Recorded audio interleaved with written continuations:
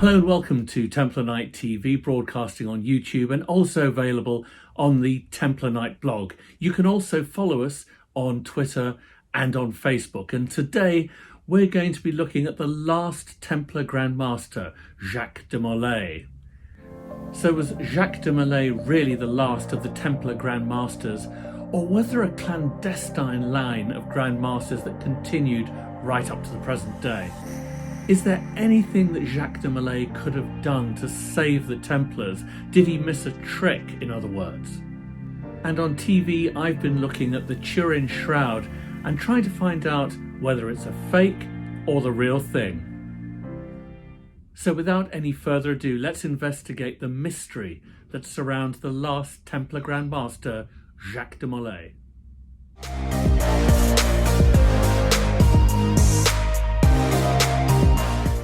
In 1314, Jacques de Molay was burnt to death very near to Notre Dame in Paris, and that brought an end to 200 years of the Knights Templar and a string of Grand Masters since the first one, Hugh de Payne.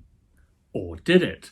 Because some people believe that actually Jacques de Molay appointed secretly another Grand Master to take over the order after he died, a man called Johannes Marcus Larmenius.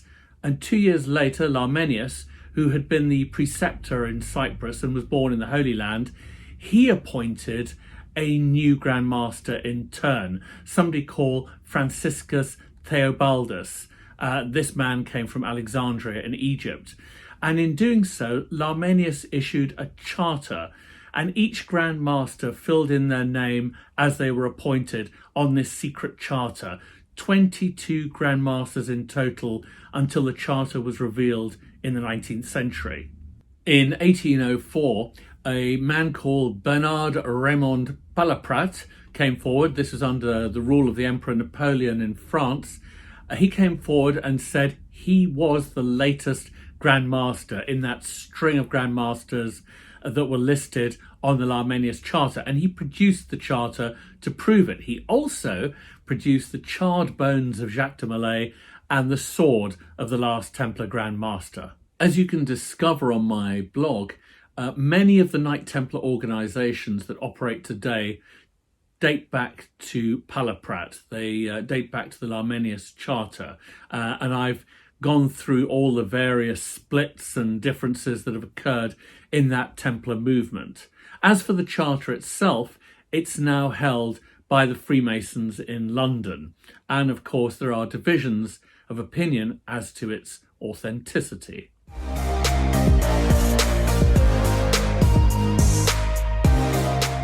So what do we know about the real Jacques de Molay? Well, you could almost call him a career Templar. He was ordained into the order at a young age and eventually met his fate being burnt at the stake at the age of 70, which was a considerable age for the time.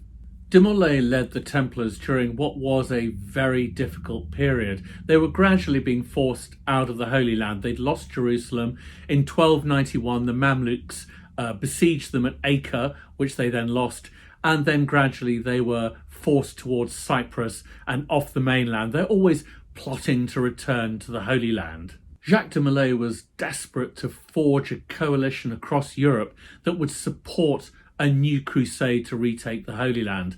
He took his begging bowl, as it were, around to princes and monarchs and bishops and popes, but you could say that crusader fatigue had set in. There was little appetite for a new crusade, and so it's even said that de Molay considered a coalition with the Mongols, who at that time had invaded the Middle East. They'd even kicked the last Caliph of Baghdad to death, and he thought that a Mongol Templar coalition might be able to take on the armies of the Saracens.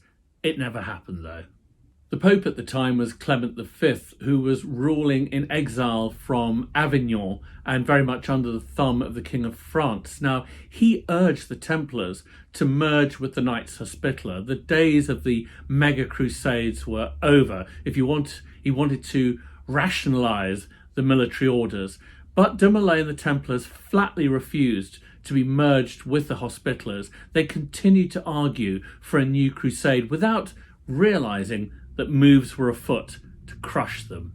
King Philip of France had two very good reasons for wanting to crush the Templars.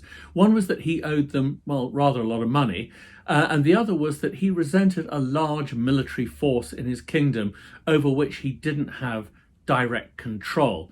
But what he did have control over was the Pope, and he was able to get his way, have the Templars declared, as it were, outlaws, crushed and arrested, and then executed. What I find so incredibly striking is that de Molay just doesn't seem to have seen this coming. King Philip and his advisor William de Nogaret and the Pope were plotting this really right under de Molay's nose, and it came as something of a complete shock.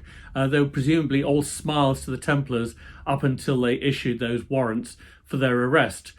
De Molay was then held in prison for 7 years and undoubtedly was tortured and questioned repeatedly during that time.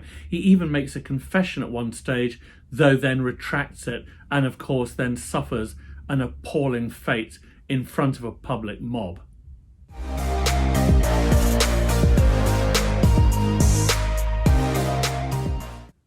Well, now I hope you've all been watching Forbidden History on Discovery, Science, UK TV, wherever you catch it. I've been talking about various topics on the latest series, including the Turin Shroud. Is it really the burial cloth of Jesus Christ? Well, we look at some very interesting theories for and against, and it's a subject that continues to fascinate people right down to the present day. Well, that's all I've got time for on this edition of Templar Knight TV. Keep the emails coming. Whenever you're watching, if it's in 2020, gosh, what a terrible year that was.